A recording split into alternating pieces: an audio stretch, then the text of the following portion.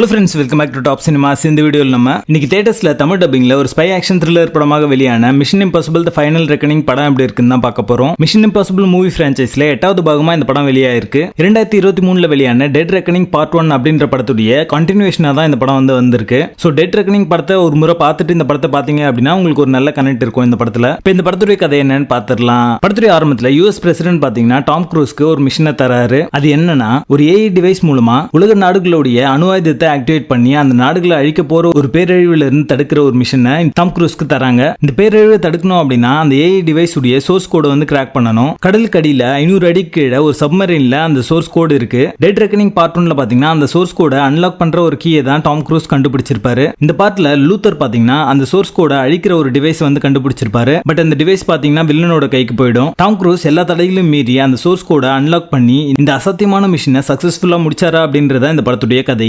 As usual Tom Cruise star of the show. அவருடைய stunt sequence எல்லாமே பாத்தீங்கன்னா ரொம்ப ரிஸ்கியான சீக்வன்சஸ் இந்த படத்துலயுமே எடுத்திருக்காரு. அந்த சீக்வன்ஸ் எல்லாமே பாத்தீங்கன்னா ஒரு சீம்லெஸ் எக்ஸிகியூஷனா இருக்கும் பாக்குறதுக்கு. நீங்க டாம் க்ரூஸ் ஃபேனா இருந்தீங்கன்னா உங்களுக்கு ஒரு பிரியாணி விருந்து அப்படின்னே சொல்லலாம் இந்த படத்தை. ஒவ்வொரு ஆக்ஷன் காட்சியும் பாத்தீங்கன்னா ஒரு விஷுவல் ட்ரீட்டாவே அமைஞ்சிருக்கு. குறிப்பாக under water sequence, climax fight sequence எல்லாமே பாத்தீங்கன்னா தரமான ஒரு சம்பவமா இருக்கு அப்படின்னே சொல்லலாம். டெக்னிக்கலி இந்த படம் ஒரு சவுண்டான ஒரு படம் தான். Cinematography, sound effects, art work, Tom க்ரூஸோட பெர்ஃபார்மன்ஸ் எல்லாமே பாத்தீங்கன்னா டாப் நாச்சா இருக்கும். இந்த படத்துல ஆக்ஷன் சீக்வன்ஸை கேப்சர் பண்ண விதம் பாத்தீங்கன்னா டாம் க்ரூஸோட சேர்ந்து நம்மளும் குதிக்கிற மாதிரியான ஒரு ஃபீல் தர மாதிரி அமைஞ்சிருக்கும். அது இந்த படத்துக்கான பிளஸ் அப்படின்னே சொல்லலாம். சப்போர்ட்டிங் ரோல்ஸ் நடிச்சவங்களும் ரொம்ப நல்லாவே நடிச்சிருக்காங்க. எமோஷனல் சீக்வன்ஸ் சில இடங்களில் ரொம்ப நல்லாவே ஒர்க் அவுட் ஆச்சு அப்படின்னே சொல்லலாம். இந்த படத்துடைய கண்டென்ட்டே பாத்தீங்கன்னா குறைவான ஒரு கண்டென்ட் தான். அது ஸ்ட்ரெச் பண்ணி சொன்ன ஒரு ஃபீல் தான் இருக்கு. அதனாலே பாத்தீங்கன்னா நிறைய சீக்வன்சஸ் டிராகிங்கா தான் இருக்கு. படத்துடைய facing on and half, action sequence நல்லா இருக்கும். டிராமட்டிக் போர்ஷன்ஸ் சிலதெல்லாம் டிராக் ஆக தான் செய்யுது. மொத்தத்தில் இந்த படம் ஒரு above average spy action thriller படமாக வந்திருக்கு. படத்துல அதர் கனெக்ட் இல்ல, தமிழ் டப்பிங்ல இருக்கு. ஸோ ஃபேமிலியோட பார்த்து என்ஜாய் பண்ணலாம். Mission impossible the final reckoning படத்துக்கு எங்களோட ரேட்டிங் 6.75 out of 10.